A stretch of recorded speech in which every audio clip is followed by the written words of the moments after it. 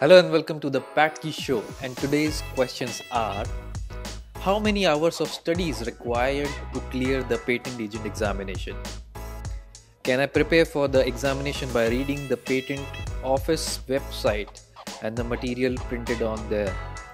Is reading the Patent Act 1970 enough to pass the patent agent examination?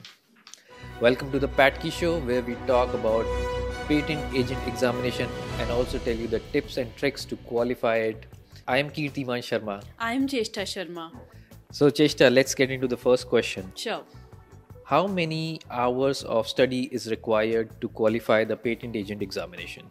That's a good question. So, patent agent examination syllabus, good thing is it's not that vast. It is a limited syllabus that you have to read and interpret Patent Act 1970. If you follow a proper discipline for 90 days and you study 1 hour every day, that means total 90 hours. I think that is a good enough time to understand practice for the Indian Patent Agent Examination 2022. Alright, so 1 hour per day you're saying. Yeah, 1 hour per day is a good amount of time. But how much duration? What is the duration? 90 hours, 90 days. 90 days, alright. 90 days, 1 hour each day is All good right. enough time. Okay, so by that you can judge the amount of labor that is required. So if you don't have, when you're watching this video, if you don't have 90 days to prepare for the examination, you can just multiply the number of hours and increase the number of hours per day. Yeah. Let's say if you're a working professional, so you have like working days Monday to Right. Friday, then Saturday and Sunday you can devote times like 2 hours, 3 hours. So accordingly you can plan, but total hours, 90 hours is enough to at least do the syllabus once, then revise twice in practice. This much time is enough. For like 90 days is good enough time. Alright, so the next question, Cheshta, is: can I prepare for the examination by reading material on the Patent Office of India website?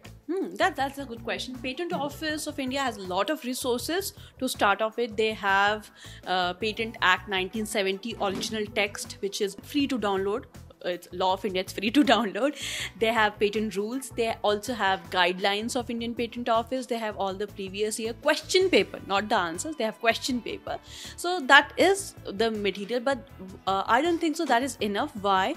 Because if you download the PDF, the Patent Act 1970 original text from the Patent Office website, there is no interpretation to that. There is no examples to that. It is not written in a simplified language. It is written in a language that all claims should point towards single concept as per section this, refer to rule number this. So you will be turning pages on and off, reading an act, trying to find which is the rule, which is the form. So they are not interconnected, because this is a structure of a law. It's Constitution of India, with due respect. But for the understanding of the concept, I always say to my students whom I mentor that legal text should not be the first thing that you should be reading. First is reading the basic concept, that what is patent, what is unity of invention, what are the types of patent application, to give you a few examples. Then move on to reading the legal text. So the material is good to start with. Of course, that is the most important material. That's the basic material. Yeah, that's the basic material I can say. Yeah, but that's yes, the basic material, and that is, of course, if you are able to understand that, you're good to go. Almost good to go, because that does not include patent drafting, but you're almost good to go, at least for paper 1. But the point is, see, the lawyers, they are trained for years to read that text.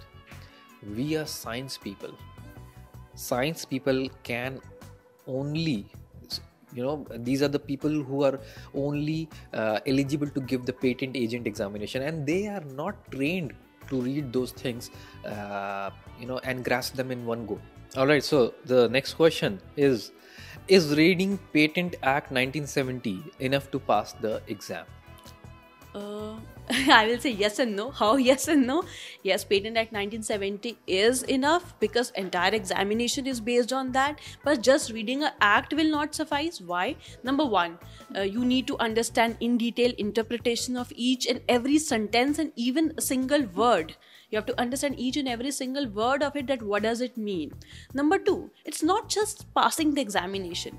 Actually, when you pass the examination, you're starting a new career. So you will be practicing as a patent agent. So I always recommend, find a mentor, find somebody who can really help you out, because ultimately you have to practice. You will get real clients and you have to help them get the patent. So you have to be very thorough. Okay, if some client approaches to you, you should be able to tell them at one go that form number 1, 2, 3, 5, 26 are required, and this even is the lawyers. So even the lawyers do apprenticeship under a senior lawyer, right? So they were trained for years for reading, reading and understanding law, and they also do internships under senior lawyers. That's like, compulsory. It's for it's all not compulsory, the but it's like unsaid compulsory. Yeah, and it is for all the professions. You are becoming a doctor, you will practice under some doctor. If you are a lawyer or chartered accountant or architect, you will always practice. You have to find a mentor. So that's definitely there.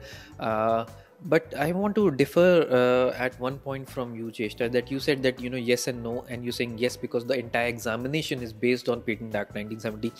I would differ to say that it is not based completely on 1970.